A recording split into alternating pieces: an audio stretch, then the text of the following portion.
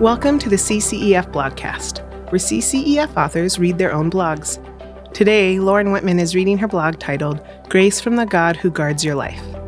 Lauren tells about a time she observed a lifeguard and how it reminded her of the God who stands ready to rescue and guard us, no matter how far we've strayed. Grace from the God Who Guards Your Life. Last summer, I saw a lifeguard rescue someone from the ocean. The lifeguards had posted signs, as is customary, informing swimmers of that day's rip current risk level. On this day, the risk was moderate, so there was reason to be cautious. The lifeguards had put cones in the sand, permitting people to swim only between the cones, presumably so they could keep a close watch over everyone.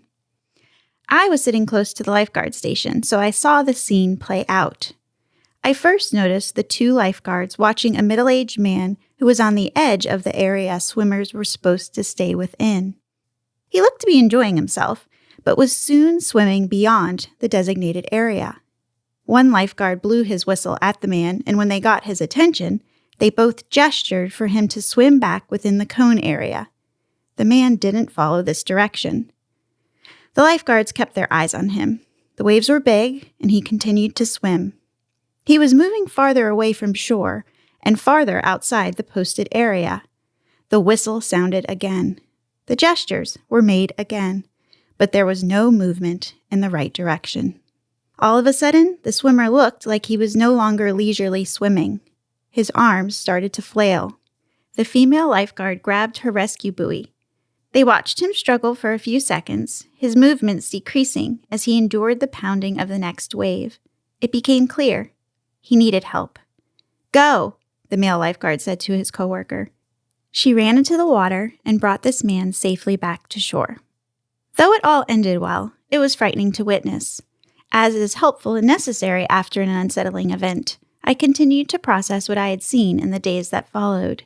This young lifeguard, she couldn't have been older than 20, headed into danger in order to rescue someone out of it.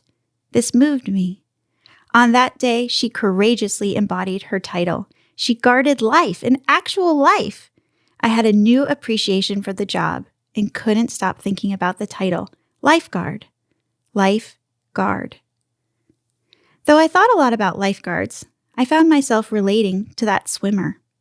There had been signs on display. He had been warned the rip currents were stronger that day. The cones were put in place for his safekeeping. The whistle was blown at him more than once, an individualized rebuke. None of it was heeded, and then his life was in trouble, and then he needed to be rescued. He needed a lifeguard. It was my story. It was the story of God's people. We had drifted.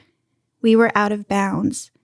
Warnings, laws, prophets, all provided for the Israelites' safekeeping. None of it was heeded. Our lives were in trouble, and we needed to be rescued. We needed help from a lifeguard. I lift up my eyes to the hills. From where does my help come?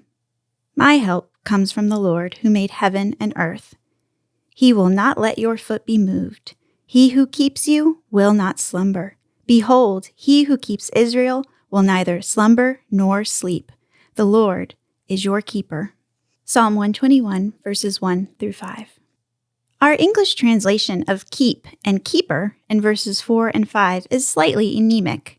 The Hebrew word, semar, means to guard and to protect. So these verses could read, He who guards Israel will neither slumber nor sleep. The Lord is your guard. He who protects Israel will neither slumber nor sleep. The Lord is your protector. Where does our help come from? Our help comes from the Lord who guards life.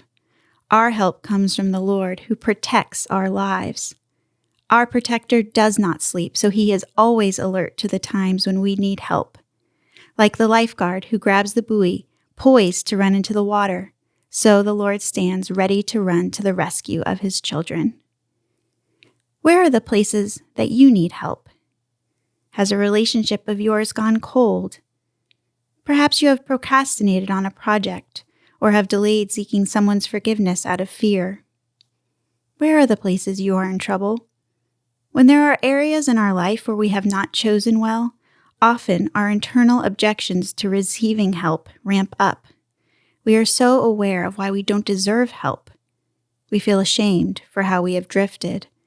We are embarrassed for how we have gone outside the bounds. How could we expect a rescue? Aware of our own worthiness, it would seem almost too good to be true that we'd be rescued. But often with the Christian faith, when we're hovering around an idea that seems too good to be true, then we're actually getting close to the greatest truths in the world. We're getting close to seeing God's glorious grace. How can you expect a rescue? Because in His grace, the Father cast the Son out to sea, and the Son wasn't rescued. He ran toward danger so we could be rescued out of it. He guarded your life by giving up His own. This sacrifice was made on behalf of all of those who have gone out of bounds, for anyone who didn't heed the warnings. And because the sacrifice was made, we receive a guarantee that grace will meet us when we need help. So ask for help. Lift your eyes to Him because you know where your help comes from. The God who guards your life is coming for you. It is His grace to you. It sounds too good to be true, so know it is truer than true. It is the truest truth. It is the good news of the gospel of Jesus Christ. Thank you for listening to this episode of the CCEF Blogcast. For more resources, including videos, books, podcasts, and articles, visit ccef.org.